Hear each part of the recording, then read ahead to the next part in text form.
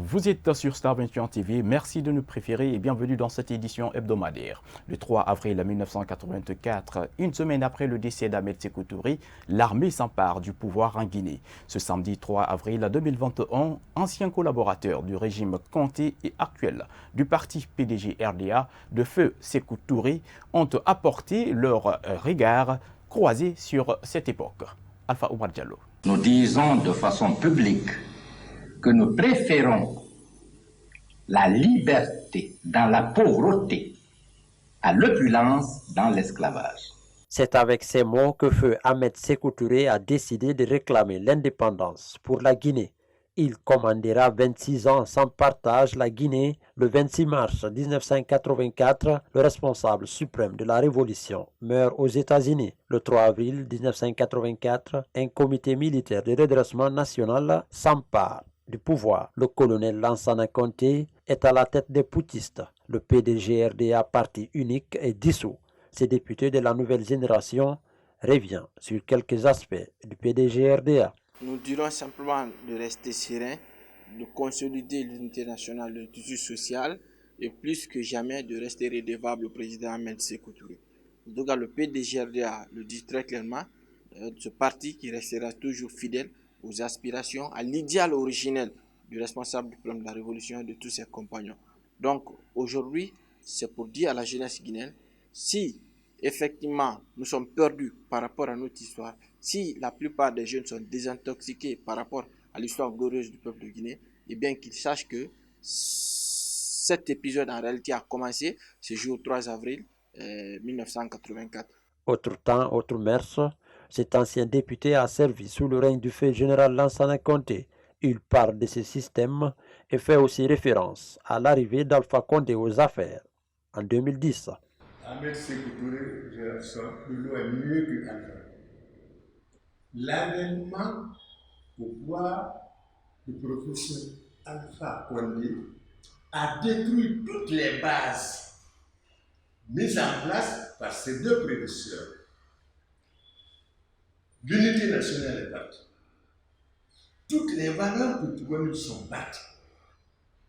La qualité de la communauté du professeur qui fait défaut, royalement défaut,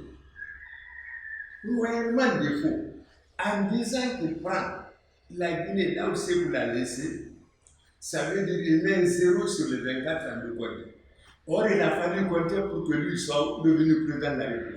C'est Conté qui a ouvert les frontières. Il a demandé librement aux Guinéens qui veulent rentrer. Alpha rentre le matin, le soir, il dit à Conté, lève-toi, je vais m'asseoir, parce que tu me connais les thèmes militaires. Ce n'est pas ton rôle de président de la République. Si par le passé, le 3 avril 1984 était célébré avec faste, aujourd'hui, cette date est aux oubliettes. Il est vrai qu'un autre 22 décembre 2008, ce sont des militaires qui ont pris le pouvoir dès l'annonce du décès du président, général Lansana Conté.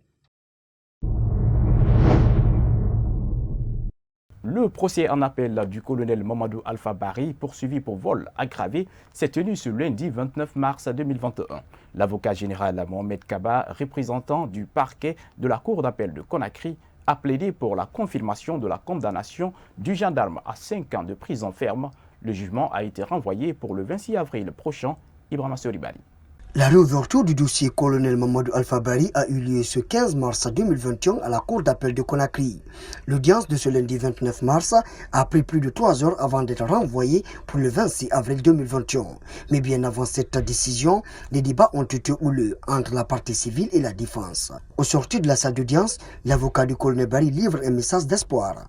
La partie civile nous a déposé des reçus, mais qui malheureusement n'ont rien à voir avec ces dossiers. Donc, nous sommes tellement contents parce que les reçus qu'on nous a communiqués n'ont absolument rien, mais alors rien à voir avec les montants réclamés. La défense continue à persister sur l'innocence de son client. Elle sollicite la libération pure et simple du colonel Mamadou Alpha Bari. Nous avons rapporté, démontré avec preuve à l'appui que l'infraction poursuivie n'est pas établie et nous avons demandé à la Cour d'infirmer purement et simplement la décision unique prise par le tribunal militaire et de renvoyer notre client des fins de la poursuite. Pour sa part, Maître Mohamed Lamine Silla, avocat de la partie civile, a insisté mordicus sur la culpabilité de l'officier. Il demande le paiement du reste de l'argent et des dommages et intérêts estimés à 643 millions de francs guinéens. La partie civile, par l'aveu du prévenu, est convaincue d'avoir une première preuve, par l'aveu même du prévenu. C'est pourquoi nous avons fourni des factures à crédit pour justifier à la Cour que nous menons une activité légale. Lors de réquisition, l'avocat général Mohamed Kaba, représentant le parquet de la Cour d'appel de Conakry, a demandé la confirmation de la condamnation du colonel Mamadou Alpha Bari à 5 ans de prison ferme pour vol aggravé. C'est cette peine prononcée par le tribunal militaire que le gendarme purge à la maison centrale du Conakry depuis 4 mois. Le ministère de l'Éducation nationale et de l'alphabétisation MENA a refoulé plus de 20 000 dossiers de candidature pour les prochains examens nationaux. Ce vendredi, le porte-parole de ce département a dit que ces rejets sont les résultats d'une opération d'assainissement. Un acteur de l'éducation a également eu son mot à dire. Kadiatou Bari et Alassane Souma. Dans le cadre de l'assainissement des dossiers de candidature aux différents examens nationaux, le MENA a rejeté plus de 20 000 dossiers. Ansa Diawara, porte-parole du dit département, explique les raisons. Tous ceux qui ont été éliminés là, il y a deux cas, deux situations qui les a éliminés. Le premier cas, c'est la session rapprochée. Vous ne pouvez pas avoir le brevet l'année dernière et être candidat au baccalauréat cette année. On appelle ça session rapprochée. Deuxièmement, quelqu'un qui n'a pas eu l'entrée en 7e, le diplôme qu'on appelle le CEE, le certificat de fin d'études élémentaires. Si vous ne l'avez pas, vous ne pouvez pas faire le BEPC. Aboubakar Mandela Kamara, analyste en éducation, trouve salutaire cette stratégie du MENA. Cependant, il invite le ministère à soigner le mal à la racine. Pour lui, le véritable problème qui gangrène l'éducation guinéenne n'a pas été encore touché. Je crois que c'est une des rares fois ces dernières années qu'on refoule autant de candidatures aux différents examens. C'est vraiment salutaire. Mais il ne faudrait pas juste s'arrêter là. Juste refouler des candidatures, refuser, rejeter des candidatures qui ne sont pas dans les normes. Non, ce serait trop superficiel. Il faut aller en profondeur du problème. Il faut mener des enquêtes et situer les responsabilités et sanctionner aussi. Mohamed Ansa Diawara rassure. Les candidats dont les dossiers ont été refoulés ont encore une chance d'être repris. Ils doivent remplir d'autres conditions. Ceux-là qui ont été rejetés, la liste n'est pas fermée. Si les gens viennent prouver par leurs documents, effectivement, qu'ils sont admis, ils sont rétablis. Et cela se fait par voie hiérarchique. Ce porte-parole du MENA annonce que 428 960 candidatures sont acceptées. Toujours selon lui, les 20 909 dossiers rejetés concernent les 3 examens et sur l'ensemble du territoire national. L'Union africaine vient d'adresser un courrier aux autorités guinéennes concernant la rectification de la date de péremption du vaccin AstraZeneca. Au lieu du 13 avril 2021, le produit est utilisable jusqu'en juillet 2021. Ce jeudi, un virologue s'est exprimé sur les conséquences de cette démarche. Yaya Oumobari, reportage. Après l'annonce de l'Union africaine portant sur la rectification de la date d'expiration du vaccin AstraZeneca contre la COVID-19 en Guinée, ce virologue apporte des éclaircissements. Donc, le grand problème de cela, je ne pense pas qu'il y ait un grand problème. Le véritable problème est lié à quoi? Aux réactions allergiques, s'il y en a. C'est-à-dire aux effets secondaires, s'il y en a. Mais le changement de la date n'est pas très significatif. par rapport à la prévention. Parce qu'on ne fait que la prévention. C'est pour éviter de développer la maladie ou de contracter le virus et développer la maladie. C'est ça l'intérêt de la vaccination, c'est la prévention. Donc, je ne pense pas qu'il y ait un grand problème lié à cela. Le changement de date là est très peu significatif. À date, 60 000 Guinéens qui ont reçu les vaccins AstraZeneca présentent des signes favorables. Le ministère de la Santé n'a relevé qu'un total de 29 cas d'effets secondaires, soit 0,04%, d'où l'appel de cet enseignant-chercheur à l'endroit de la population. Vous savez, les produits sont des substances toxiques pour l'organisme. Tout produit chimique, biochimique, pharmaceutique est avant tout une substance toxique. C'est pourquoi on dit respecter la dose prescrite. Et tout produit, si vous lisez la notice, vous allez voir les effets secondaires s'il y en a. Ils vont dire, tu vas avoir des démangeaisons, rougeur sur la peau, insomnie, etc. On appelle les effets secondaires. Si vous supportez les effets secondaires décrits dedans, rien ne vous empêche de prendre. Parce que ce qui est évident, ce n'est qu'un vaccin. Ce n'est qu'un vaccin, ça a été préventif. Le ministère de la Santé rassure la population guinéenne que le vaccin AstraZeneca peut être administré à tous les citoyens sur la base d'un consentement libre. Le département d'État américain a publié un rapport cette semaine accablant sur les violations des droits de l'homme en Guinée.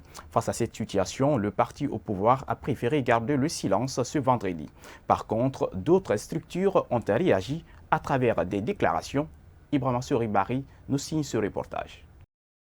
Les rapports publiés sur les violations des droits de l'homme en Guinée se multiplient. Le dernier en date et qui fait couler salive et encre est celui du département d'État américain qui n'a pas fait de cadeau au pouvoir d'Alpha Condé. Restriction des libertés politiques, détention arbitraire, viol et violence, trucage des élections, tout y est ou presque. Ce membre de l'organisation guinéenne de défense des droits de l'homme se dit n'être pas surpris. Les journalistes même ont été victimes. Vous avez vu les exactions qui sont passées depuis l'ouverture de la campagne pour la présidentielle, avant même la présidentielle. Il y a eu beaucoup de violations des droits de l'homme. Vous avez entendu parler, ou bien vous avez vu ce qui s'est passé à Zérekoré, où on a tué plus de 60 personnes, ainsi de suite. Donc, tous les cas qu'ils ont énumérés ici, l'état des prisons, etc., tout ça, les arrestations arbitraires et illégales, les hommes politiques dont on a voulu fermer la bouche, n'est-ce pas? Tout ça, c'est grave de violation des droits de l'homme. L'organisation guinéenne de défense des droits de l'homme a tout de même rejeté certains points énumérés. Peut-être la seule chose sur laquelle on n'est pas très informé, c'est la partie qui concerne la participation de certains agents guinéens qui ont été envoyés au Congo dans le cadre des Nations Unies. Et ces agents ont été accusés d'avoir violé des femmes. Là, ce côté-là, on ne le partage pas parce qu'on ne le connaît pas, on ne le maîtrise pas. Mais tout le reste, nous partageons. Pour enfoncer le clou contre le régime Condé, le Front national pour la défense de la Constitution a publié un communiqué. La coordination nationale du FNDC recommande au gouvernement américain la prise de sanctions ciblées, dont les interdictions de visas, les sanctions économiques et financières contre les responsables politiques, les membres des forces de défense et de sécurité, les auteurs, co-auteurs et complices de ces violations des droits de l'homme en Guinée et de la confiscation de la démocratie. Toutes nos tentatives pour avoir la version des autorités guinéennes et des responsables du RPG Arc-en-Ciel sont restées vaines. Avril est le mois de prévention des risques professionnels. Quelques travailleurs ont parlé ce jeudi des menaces auxquelles ils sont exposés dans la pratique de leur activité. Yaya Bari nous signe ce reportage.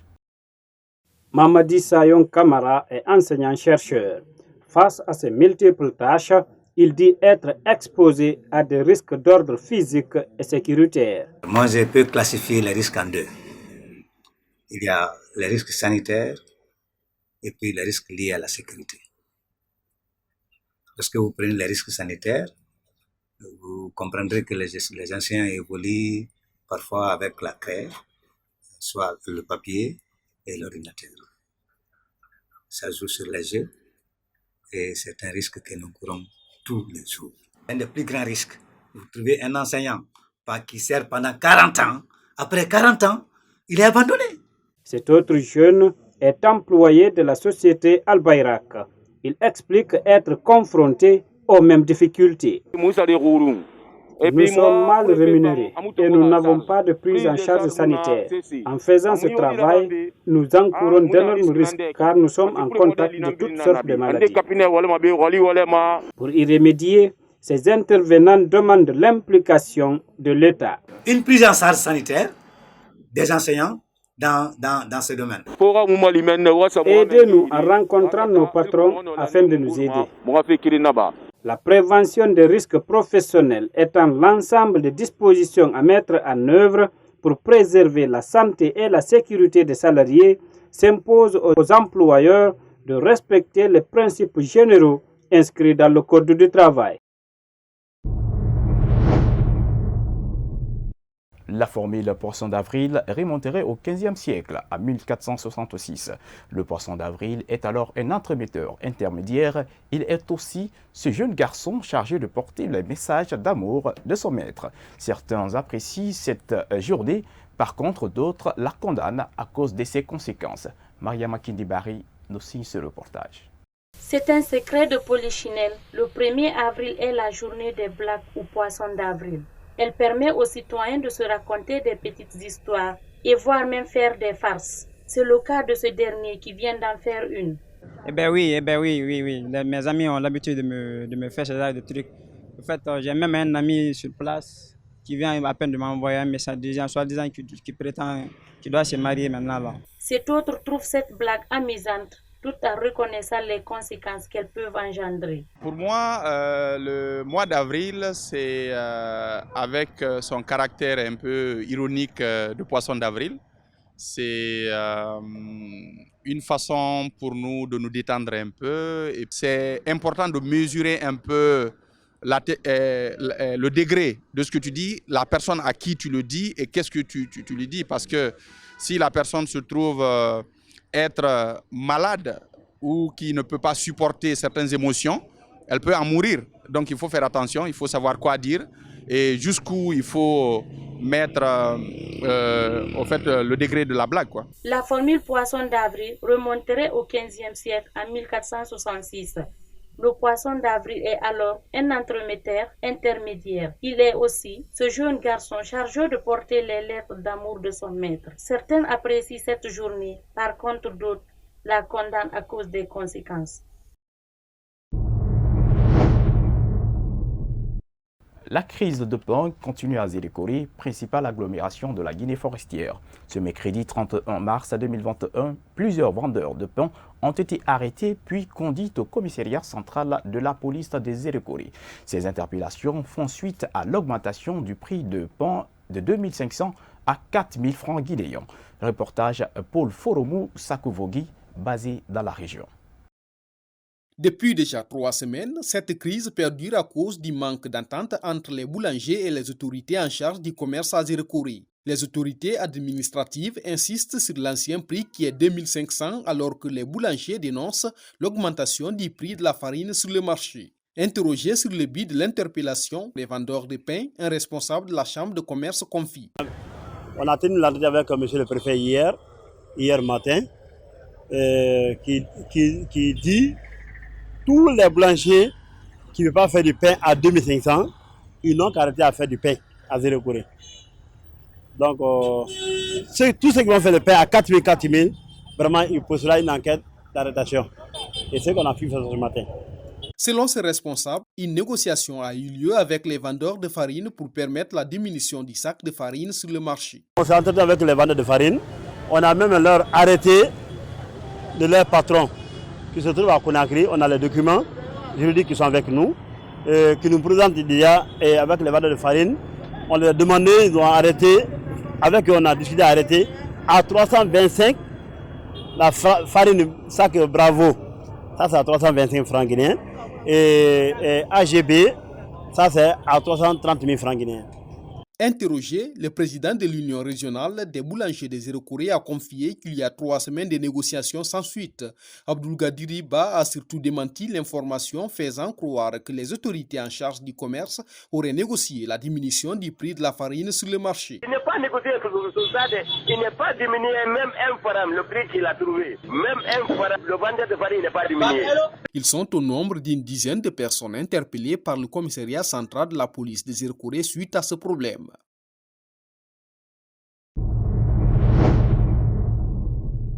Direction Cancan. Les boulangers ont suspendu ce vendredi leur mot d'ordre de grève. Malgré tout, le maire de la commune menace de faire arrêter tout boulanger qui vendrait la miche de pain à 3 000 francs guinéens.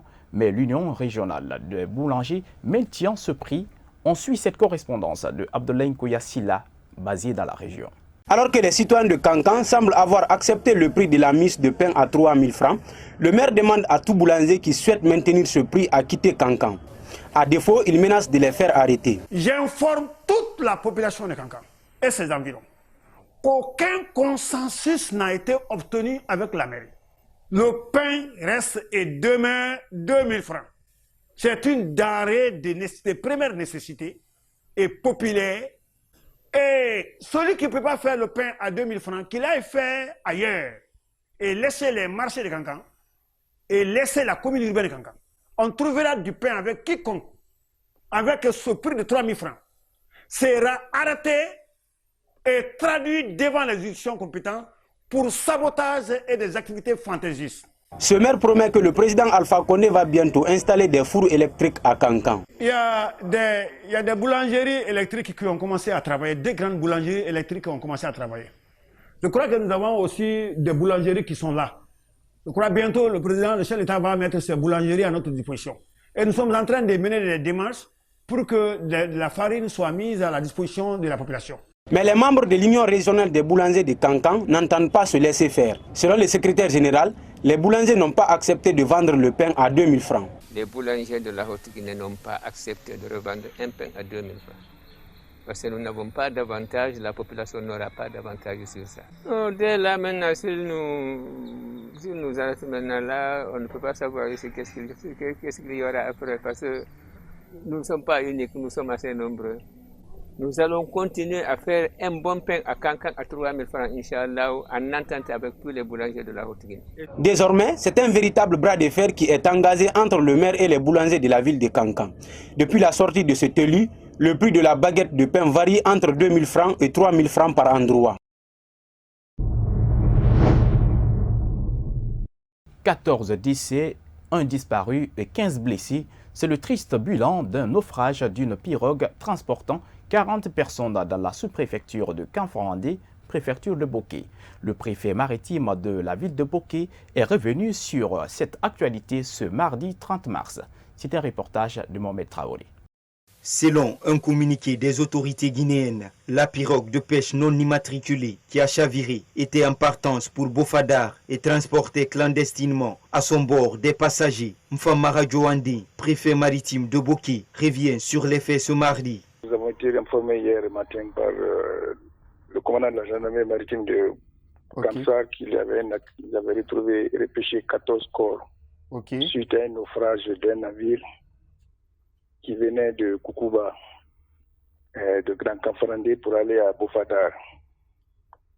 C'est au cours de cette traversée que malheureusement il a eu ce naufrage. Il y a eu 15 corps retrouvés et 21 personnes rescapées. Le préfet maritime de Boké n'a pas manqué d'interpeller les bateliers sur les énormes surcharges constatées. Avant la fin des investigations, il faut retenir 2 choses. C'est que d'abord il y a une surcharge. Vous imaginez-vous une barque qui prend 36 à 39 personnes et il n'y a pas de gilet. Vous voyez ce que ça peut faire. Parce qu'on a tout fait pour la sensibilisation, les gens ne veulent pas prendre. Et il y a la surcharge. Et surtout qu'il y a des barques qui sont dédiées au transport, il y a d'autres qui sont dédiées à la pêche. Une barque de pêche ne peut pas être une barque de transport. pour prendre une trentaine de personnes. Les victimes en provenance de l'île de Kukumba pour l'île de Bofadar devaient prendre part à une cérémonie de mariage. Mfamara Djouandi invite les piroguiers au port des sauvetages pour plus de sécurité des passagers. C'était tout l'essentiel de l'actu de la semaine à révisiter pour vous. À tous, merci de l'avoir suivi. Surtout, prenez soin de vous, car ça dure est une vie. Au revoir.